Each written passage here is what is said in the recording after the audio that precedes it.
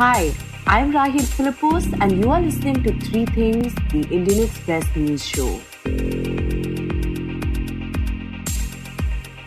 In this episode, we talk about the findings of the 17th Annual Status of Education Report or ASER and how the pandemic impacted education in India. We also talk about the case where a man claimed to be an employee of the royal family of UAE and cheated Delhi's Leela Palace Hotel of 23 lakh rupees.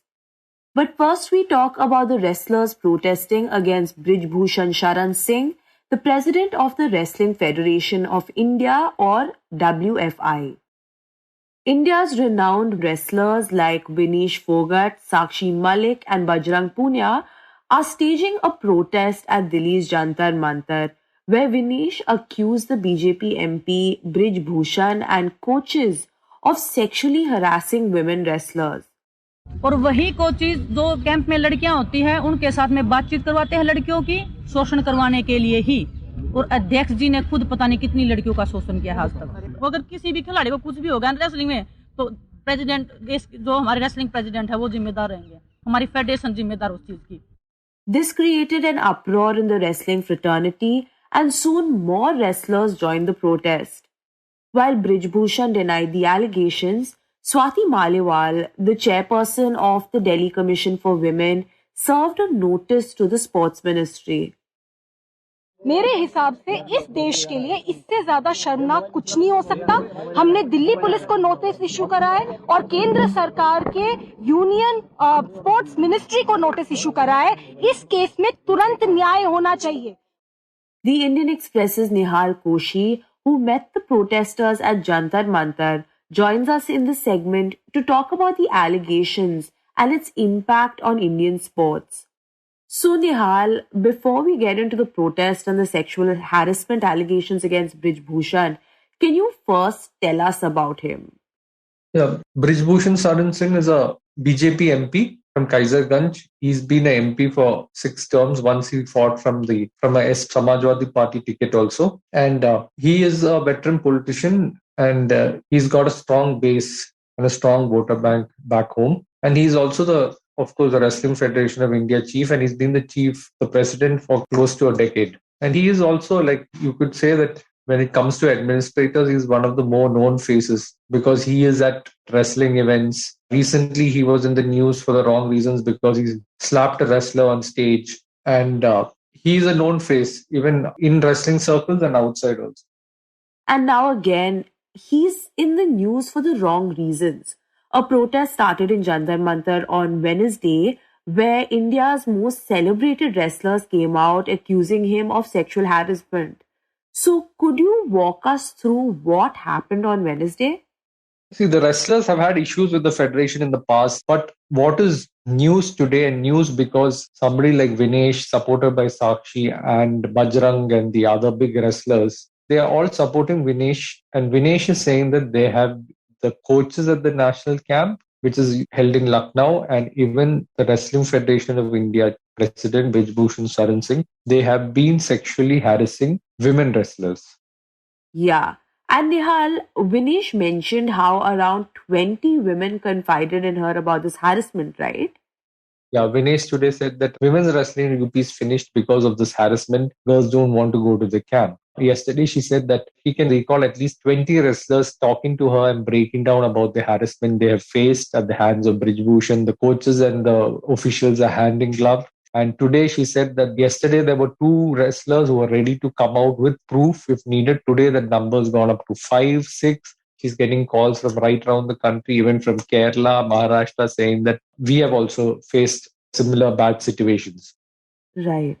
So the protest started on Wednesday, but we saw more and more people joining on Thursday. So what has made this protest grow? So yesterday, obviously, once the media came, there were channels interviewing. Of course, newspaper people were around, website people were around, and there was a lot of publicity given, of course, because these are India's top wrestlers, top women wrestlers. Bajrang is the Olympic medalist, and there was support. But yesterday, what happened was Brij Bhushan said when in his press conference that only 3% of wrestlers are protesting. The rest, 97% are with me. So that really was a challenge to these wrestlers. They didn't take it well.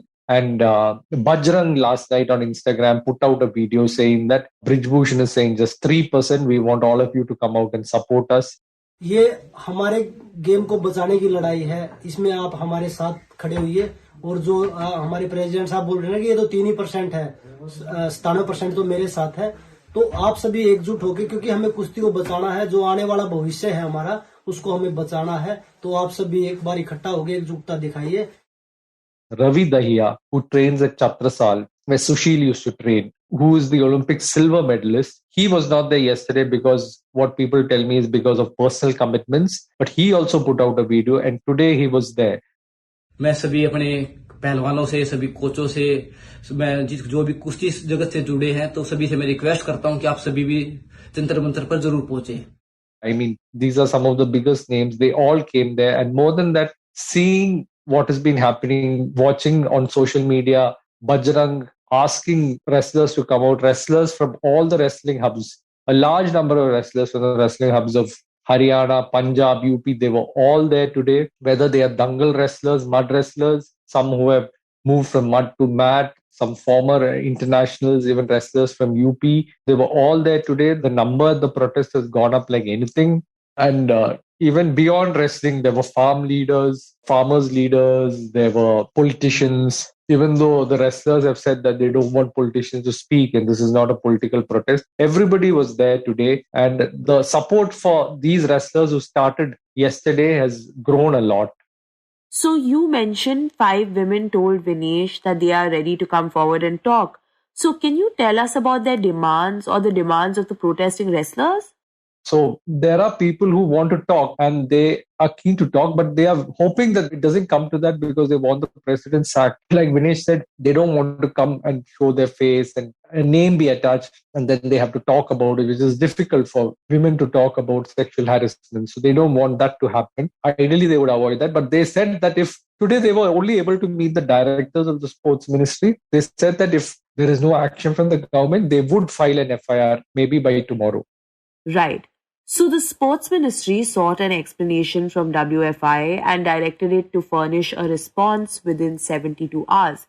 The DCW chairperson Swati Maliwal also issued a notice. But the protesters were not happy with the way authorities reacted and demanded a better reaction. Could you tell us what they were expecting?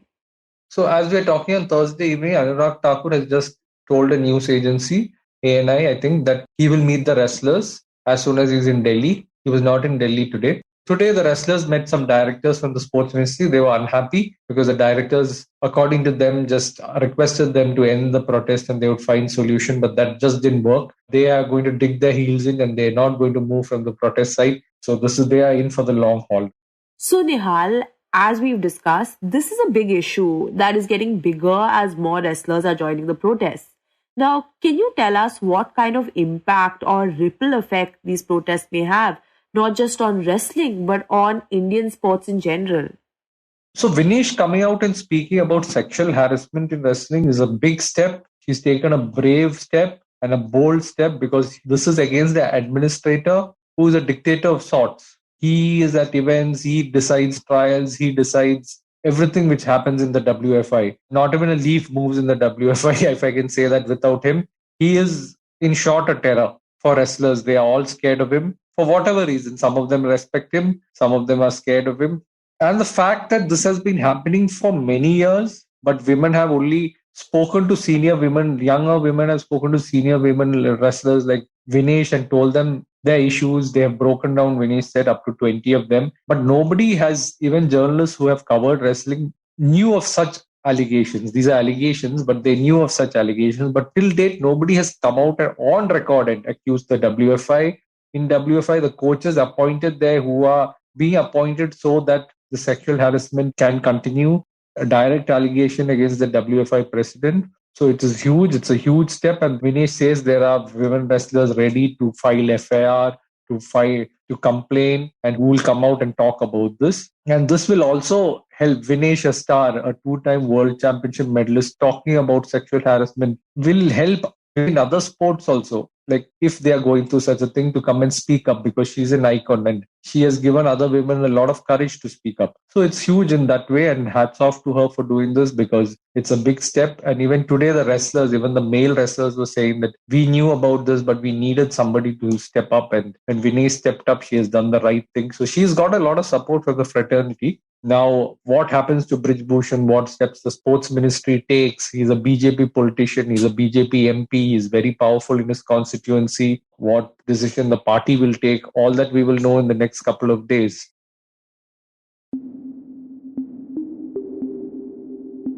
Next, let's talk about the findings of the 17th Annual Status of Education Report, or ASER.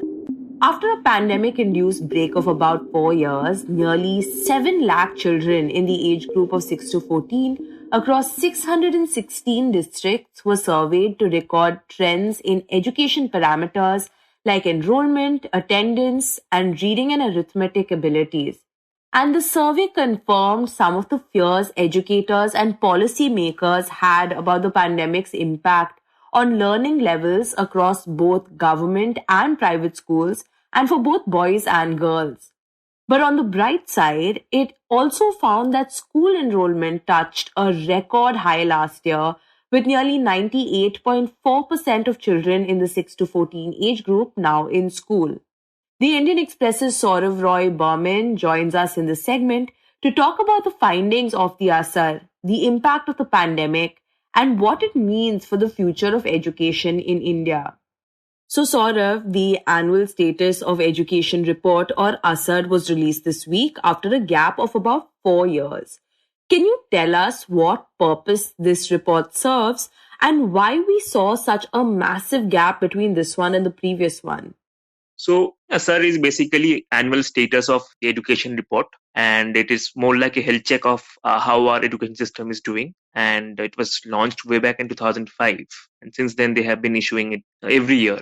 And through this report, we get to know whether our children are actually picking up basic or foundational skills on reading, counting. So you're asking what is the reason behind this 4-year gap. So the last time ASER was a field-based survey where they actually had surveyors talking to children in person at the household level was in 2018. And in 2019, there was a survey, but that essentially focused on particular age group of 4 to 8 only. So it was limited in scale. So which is why we are saying that ASER has returned after 4 years.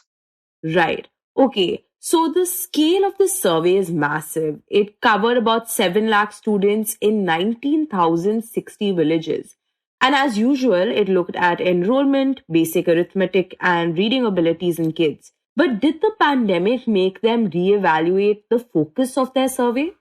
Correct. Sir, over the years, they have been looking at very basic things like whether children can recognize letter or even words, whether they can comprehend sentences, or when it comes to mathematics, whether they can identify digits, whether they can carry out very simple subtraction or divisions. But in 2020 and 21, it was a phone-based survey, and it was not a field survey, first of all. And secondly, they tried to explore whether children have access to smartphones, because we know that classrooms had shifted to the online mode. So whether or not children were having access to smartphones or all sorts of digital learning material, worksheets, which were being provided through WhatsApp. So that is what they tried to explore. Okay, and like with most things, the pandemic had a massive impact on education across the country. Suddenly, thousands of kids across the country were forced to stay at home and classes turned digital. Only a small portion of students actually had access to the digital infrastructure needed for these classes. At the same time, there was a lot of talk about dropout rates shooting up. What does the ASER say about school enrollments and dropouts? Yeah, so see, it turns out that fear about a possible rise in dropouts or out of school children, it was largely unfounded. Instead, there was a huge rebound of students. They were found returning to the schools in large numbers in 2022 as, physical classes resumed across states. So if you look at the numbers, the school enrollment rate was 98.4% in 2022. It was marginally up from 2018 when it was 97.2%. But there was no drop. Instead, there was a rise. But obviously, There are other indications of how the pandemic impacted families, their finances, the economy at large, because we saw a lot of children shifting from private schools to government schools. So the enrollment rate in government schools actually went up considerably. Right. So, Saurav, what about the quality of education that children were receiving? When we talk about numeracy and literacy, do we know whether factors like retention were affected, particularly among younger children who just started learning to count and add and read? What does the survey show? Yeah, I mean, that is the most concerning bit. And so if you look at the ASER reports over the years, one could see a clear, upswing in the foundational skill set of children. So we don't have data to establish what happened in 2019, but it must have been no exception as well. It must have gone up. But I think the impact could be felt right from 2020 when all of a sudden classrooms became digital and physical classrooms were shut. So yeah, basic reading and counting abilities started to dip right from 2020. And if you specifically look at class 3 students, which is a cohort that did not attend physical classes in class 1 and class 2, which is in 2020 and 2021. So in 2022, they attended physical classes for the first time. If you look at their performance in the report, so you'll see there was a substantial drop by about 7 percentage points when it comes to their reading abilities. And so what I'm trying to say is in 2018, this class 3 cohort were performing at a much superior level and compared to the 2020 cohort of class 3. And even in class 5 level, there was a 7% drop in reading abilities. Even in terms of, counting and mathematical skills, it clearly got hit, but not as much as reading. So between numeracy and reading levels, reading skills seem to have dipped more. Can you tell us why this is the case? So, see, the report doesn't really offer any deep dive into the question of why, but then they sort of talk about it on the surface level. Like one of the researchers talk about how supplemental, learning, initiatives like tuitions, maybe interventions like tuitions, private tuitions, would have been a factor behind why the counting abilities were not as affected as learning. Because, it's common knowledge that, private tuitions are mostly about helping kids improve their scores in mathematics and science subjects. Because the common assumption is that, reading is easier compared to mathematics and science. Well, I'm glad you brought up tuition classes. The study also showed that there was a pretty significant rise in the number of kids taking paid private tuition classes. Did that have an impact on learning outcomes and scores at all? Yeah, it's very interesting. It looks like there was an impact because in the report, they did a comparative analysis of children in Bihar and Jharkhand, where children taking private tuitions are very high compared to, say, Maharashtra and Himachal. And there was a clear difference in the performance level. So Bihar and Jharkhand children had actually shown some improvement despite schools being closed. Whereas in Maharashtra and Himachal, there was a clear slide in performance levels. Right. And Saurav, the director of ASER Center, Vilima Vadhva, said that the fall is pretty significant given how slowly the All India numbers move. She said that it confirms fears of large learning losses caused by the pandemic. Can you tell us what she meant by All India numbers moving slowly? So she was essentially, pointing out that when you look at the drop in 2 years, in 4 years, it dropped by as much as 6 to 7 percentage points when it comes to reading abilities. But if you look at the gains made over the years, it rose very slowly. Even between 2014 and 2018, in that 4-year gap, say reading abilities went up by 4 percentage points, 5 percentage points, 3 percentage points, in some states 2 percentage points. So these gains are very incremental in nature and very slow and hard fought. So which is why this 7 percentage point slide is actually quite huge. That is what she was referring to. So the last round of ASER isn't only telling us about kids in schools, it also gives us a tremendous amount of data about household economies. Was this round of the survey able to capture the impact of the pandemic on the financial health of families?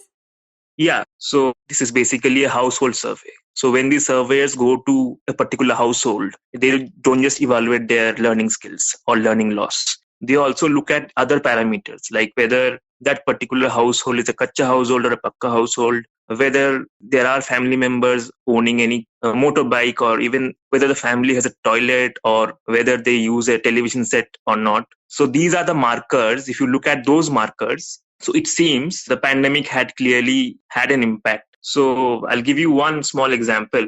If you consider the proportion of houses having a pakka household, basically. So in between 2010 and 2014, it rose from 31.8 to 47.3%. And by 2018, it rose by another 7.8 percentage point to 55. But then between 18 and 22, the rise was merely 1.7 percentage point. So clearly there was a slump. So across parameters, even if you look at television sets, even if you look at people owning computers, even if you look at the number of the construction rate of toilets, even that had slowed down considerably. So yeah, it seems it's not just family finances, even, government delivery of services had also been impacted during the pandemic. Well, Saurav, so far, apart from enrollment levels rising, the survey paints a pretty bleak picture of learning in India and the financial health of families.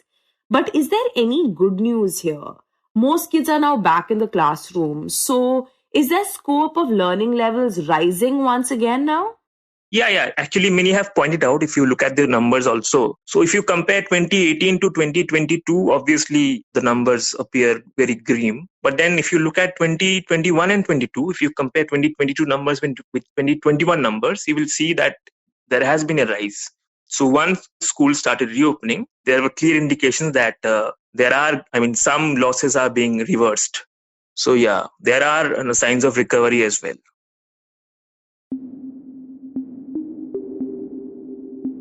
And in the end, we talk about a man who cheated the Leela Palace Hotel out of around 23 lakh rupees.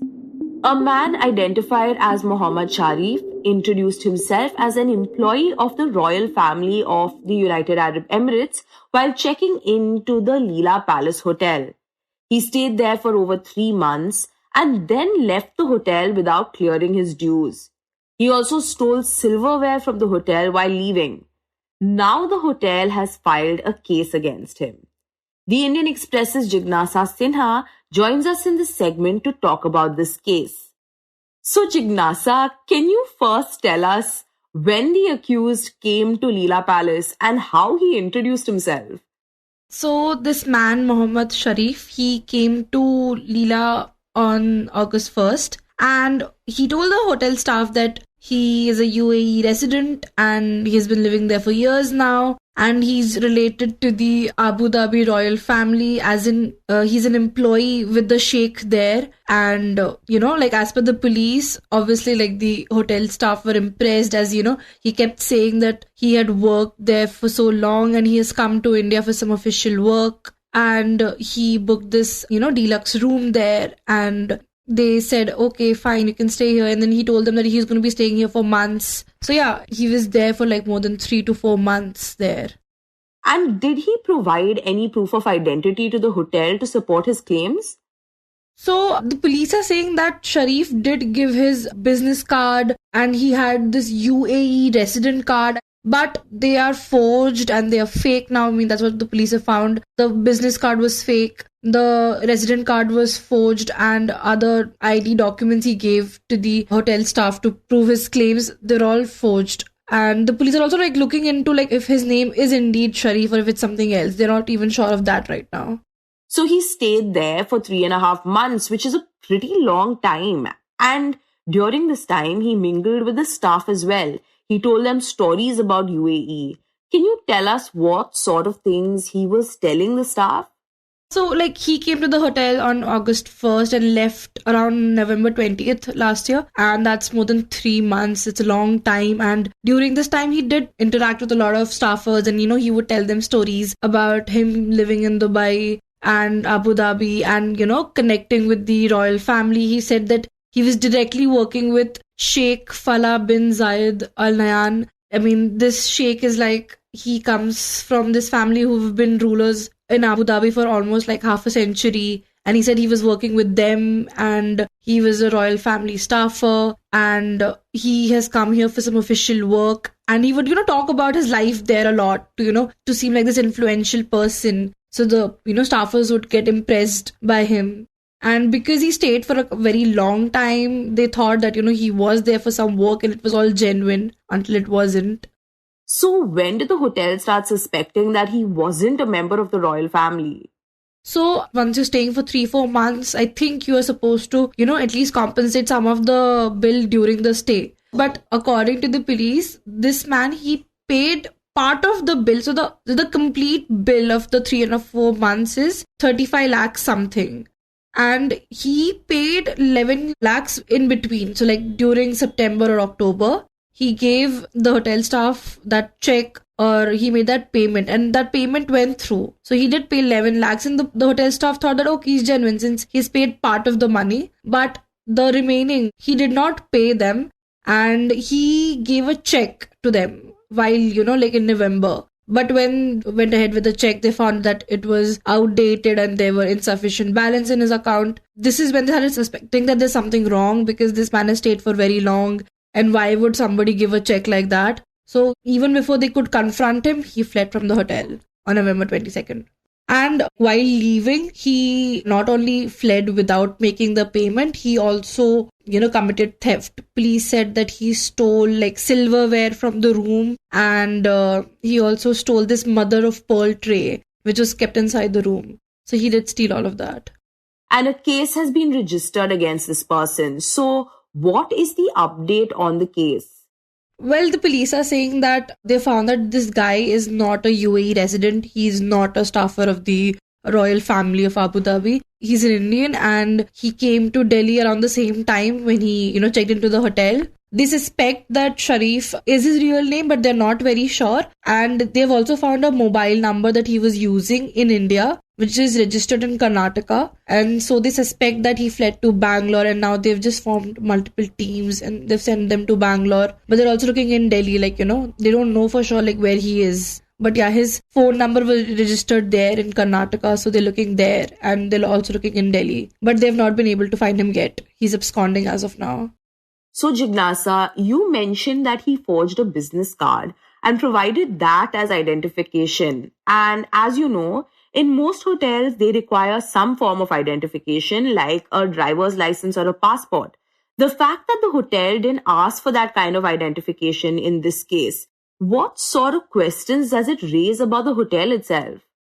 Yeah, we did contact the hotel staffers, but they refused to comment on the matter. But it's a general policy that, when you go to a hotel, be it a 1-star hotel or a 5-star hotel, you will have to submit your ID proof. And, the hotels do verify that. And even to make payments, it's usually done online or cash or through cards. I don't think any of the hotels take checks. And this man, he stayed for 4 months and just gave one check that worked and one that didn't. And the hotel let him stay. So that does raise questions about what the hotel staff were thinking at that point.